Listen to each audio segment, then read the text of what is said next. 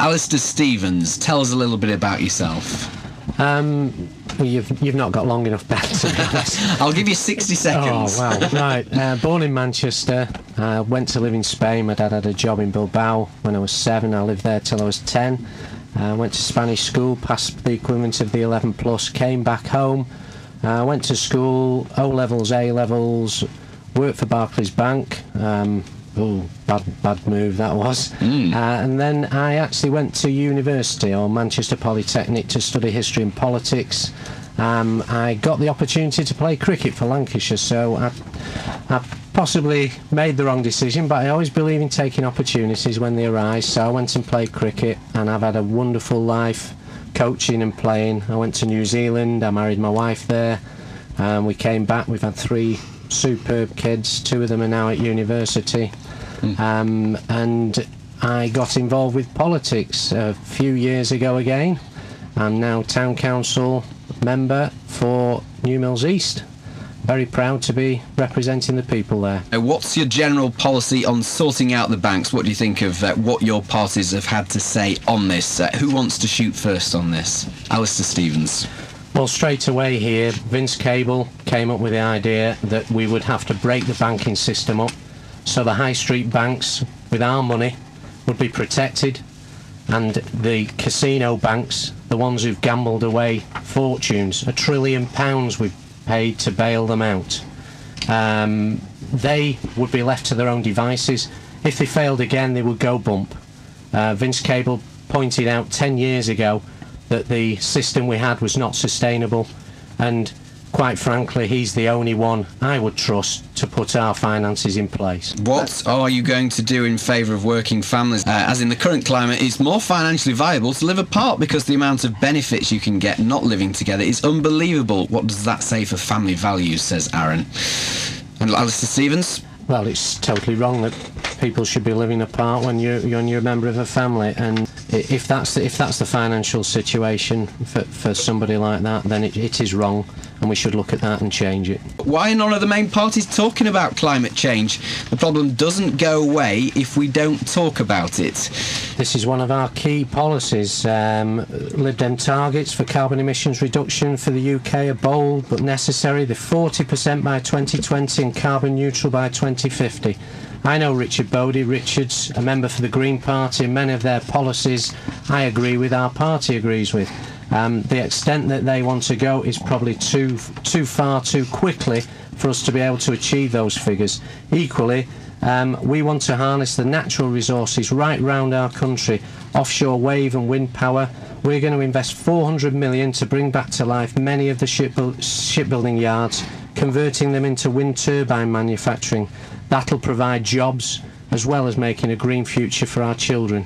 All major offices of government are overstaffed. Could we not have an ex-government who takes the initiative to reduce the offices so to save money instead of paying millions, if not billions of pounds in wages? Are local authorities overstaffed, guys? Alistair Stevens. When we're looking at pay and control of pay, the chief executive of the High Peak Borough Council is on £162,000. Derbyshire County Council's chief executive is paid £147,000, and it's 10 times the size. Really, Conservative-run Borough Council have let the wages go crazy for the highest paid, and as far as I'm concerned, it's an undemocratic merger with Staffordshire Moorlands. Most of the executives are based down there. They're faceless people that we're not able to see, and there's savings and there's savings, and the way it's been done here is totally wrong. Why should my children be saddled with Gordon Brown's debt, she says.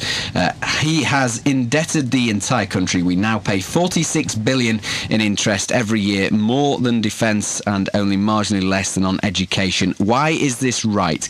Alistair Stevens.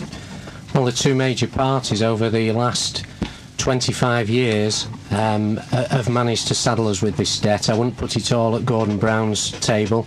As I've already said, we've squandered the wealth of this nation over 3, 4, 5 parliaments, and now we're going to have to pay. There's going to be some tough choices.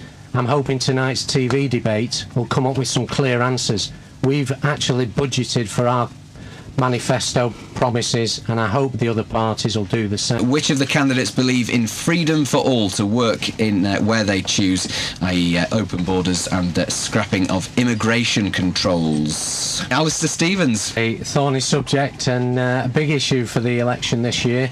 Our policies are very firm actually on this, which I think's right at the moment. We've had 20 years of virtually unbroken ease of flow of immigrants into the country, and this has been to a degree stopped recently by the government. They've introduced a point system.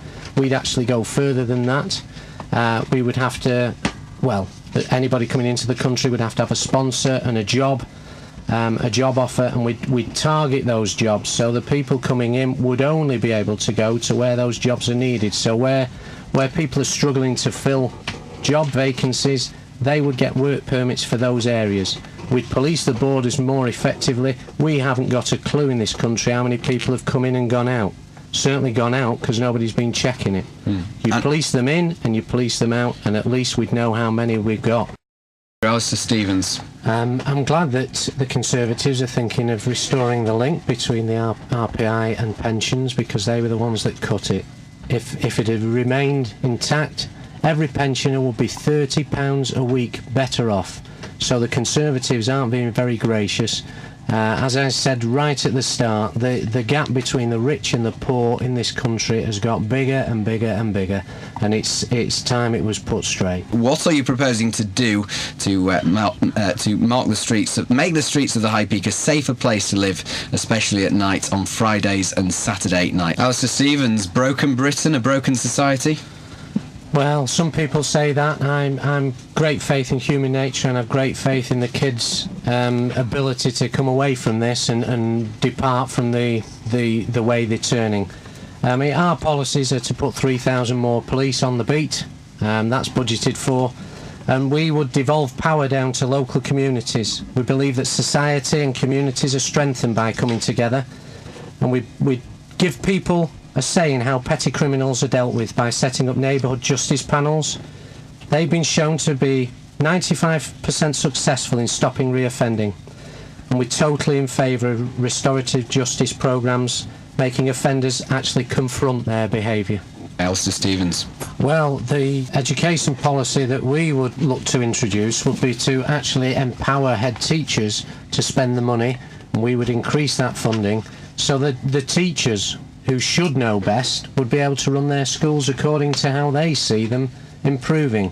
One-to-one tuition, class sizes of 20, catch-up classes, and a minimum curriculum. At the moment we test these kids from morning till night virtually, and they've got to be given a chance to develop. Each kid develops at a different rate, and as far as we're concerned, the head teachers know best, and they're the ones who should be running the school, not the parents. Alistair, is the High Peak neglected when it comes to transport? Yes, it is. My son goes to Manchester University and he comes home by train, and if he gets off the train at Marple, he pays a very small amount return fare. The minute we step over the border, because there's no investment from our county council or nowhere near enough, the fares shoot up. So you're not encouraging people to use public transport because of the cost. Liberal Democrats will cut the cost of public transport. I would like to see rural public transport improved vastly. People are going out for a day. The last bus is 5 p.m. That is just nonsense, and we've got to get it changed, and changed quick. A full bypass for Glossop is needed. It's no good just pushing it on a little bit further and the bottleneck starts a little bit further on. We've got to get a full bypass so Glossop can be free of congestion. How much of the leaders' debates open things up for you, Alistair? How much of a better reaction are you getting now? Well, it's incredible. The last two and a half weeks, we've gone from thinking, yes, we can push forward, we can move forward, we've got great policies, great leadership in Nick Clegg and Vince Cable, we know what we've got, and suddenly the rest of the country seem to know what we've got. Our vote has hugely increased. We know here, Caitlin said a vote for us is a vote for Andrew Bingham. I think she's singing from the wrong hymn sheet there, because we think a vote for Labour is a vote for Andrew Bingham. So we're targeting Labour votes, and we think we can get very, very close to Andrew. Perhaps people should just vote for Andrew Bingham and have done. No way, no way. Our support is holding up extremely well, and it's very, very solid. Not the hundreds and hundreds of people I've spoken to, Caitlin.